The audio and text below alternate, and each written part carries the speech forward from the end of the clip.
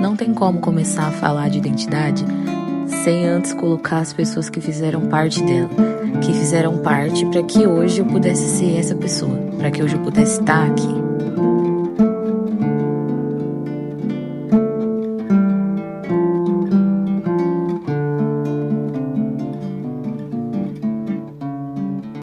A primeira lembrança que eu tenho moda, quando eu tinha uns 6, 7 anos, não sei maquiar, tá? Eu só tenho uma base e um pó e um sonho.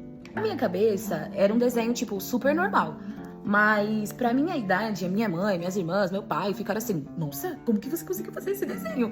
E eu, tipo, na minha cabeça, é normal. Com o tempo, além dos desenhos, eu também gostava de fazer roupa para minhas bonecas.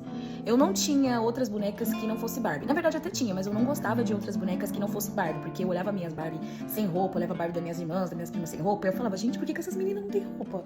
Por que essas mulheres não têm roupa? Por que elas andam pelada? E aí eu comecei a pegar os tecidos da minha mãe e fazer a roupa pras Barbies. Um dia, a minha irmã, ela pegou a minha maletinha cheia de roupinha de Barbie e falou assim, nossa, quem fez tudo isso? Aí eu falei assim, foi eu. E nessa época aí eu tinha uns 8, 9 anos. E aí ela falou assim, mostra pra mãe, a mãe vai gostar. E aí eu falei assim, eu não. Ela vai brigar comigo porque eu tô mexendo na mulherzinha dela. E eu achei que minha mãe ia brigar comigo. Até que minha mãe tava costurando na máquina, porque sempre que ela costurava, eu gostava de ficar do lado dela, porque pra mim era como uma música. Eu gostava de ver minha mãe costurar, o dedo dela corria assim pelo tecido, corre, né? Até hoje eu falo pra ela que o dedo dela corre assim pelo tecido de uma forma tão bonita, tão legal, que eu ficava admirada, eu ficava assim olhando a costurar. E aí ela fez um vestidinho pra mim, um vestidinho azul de Barbie. E ela fez de um jeito tão fácil que eu fiquei mais fascinada e mais apaixonada ainda. Comecei a mostrar pra ela, né? E aí, na medida que eu fui crescendo, eu falava, eu quero ser estilista, eu quero ser estilista. Eu nem sabia o que era ser estilista, tá? Eu só falava que eu queria ser estilista. E ficava mostrando meus desenhos pra todo mundo. E minha mãe falou assim, vou te colocar num curso. Passou ali, eu já tinha uns 14 anos. Aí ela falou, vou te colocar num curso. Mas aí foi quando ela começou a ver tech pra mim.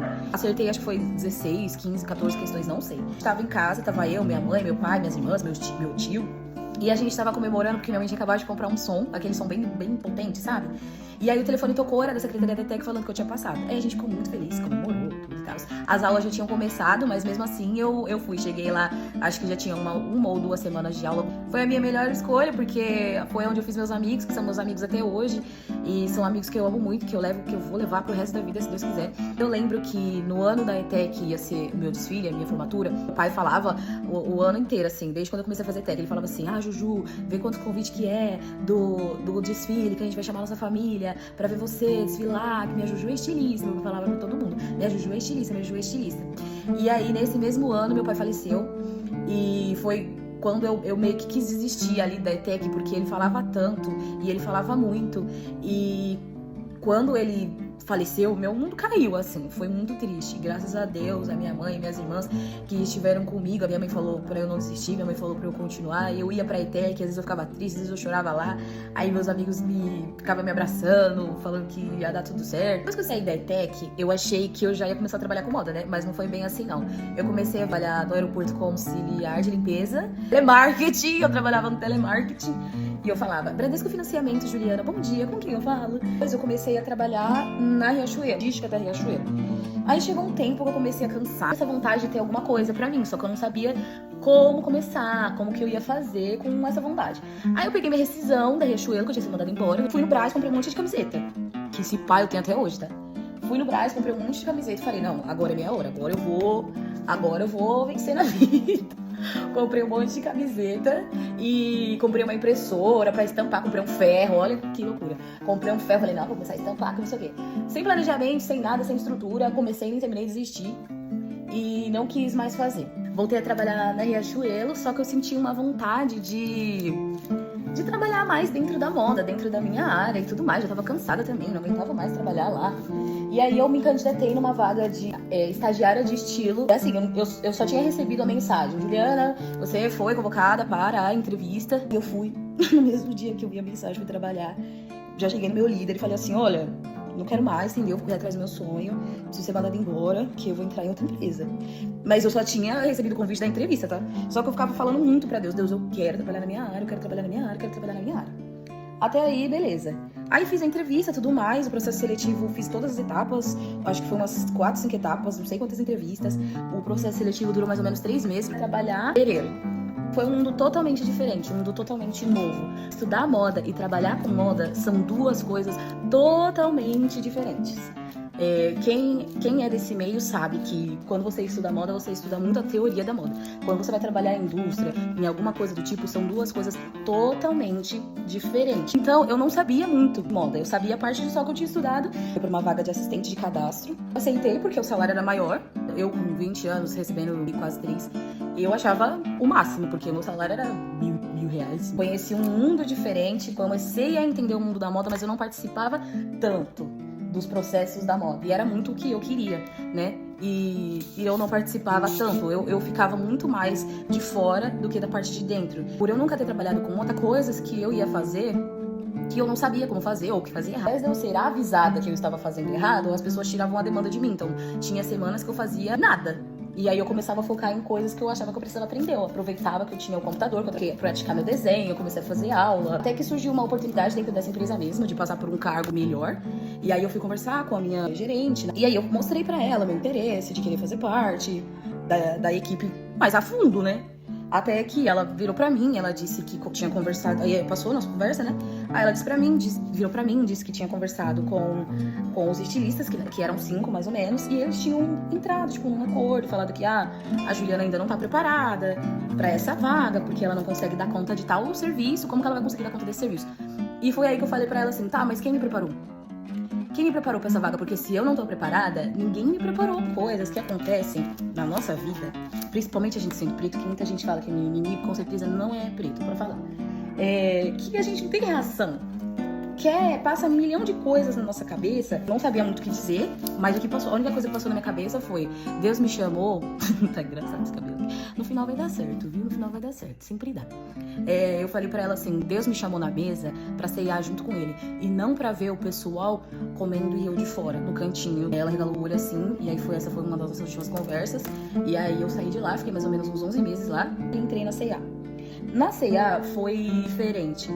Na C&A eu já fazia parte do estilo, eu já mexia mais direto com produto, com roupa, com a peça. Eu queria muito estar ali, eu queria ter aprendido mais na C&A, eu queria ter aprendido muito mais. Lá eu já trabalhava com uma estilista que dava feedback, que ensinava, que parava pra perguntar. Quando eu fazia alguma coisa que não era certo, ela falava pra mim: Ju, não é assim, Ju, faz de tal jeito, Ju, faz de outro jeito. Então, isso eu gostei muito. Meu contrato na C&A era temporário. Quando eu saí, eu chorei, eu fiquei triste, porque eu sempre sonhei em trabalhar na C&A, principalmente porque quando eu era criança, a referência que eu mais tinha da C&A era o Sebastian, né? Aquele negão lá que aparecia no comercial, porque é uma marca totalmente branca, né?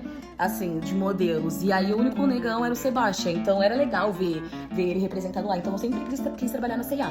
E aí quando eu consegui trabalhar na C&A, meu contrato era temporário, e eu fazia de um tudo pra mostrar que eu sabia. E às vezes tinha coisas que eu não sabia, mas por eu não querer ser amiguinha burra, sei lá, e por já ter vindo de uma outra empresa, só que o que eu tinha no currículo era mais nome do que prática. E na C&A eu tinha que mostrar essa prática, só que muitas vezes eu fazia e muitas vezes eu não sabia. E aí elas tiveram paciência comigo, me ensinaram. Só que a única coisa que eu coloco, que eu queria que tanto uma quanto a outra tivesse me perguntado, é o quanto aquilo era importante pra mim.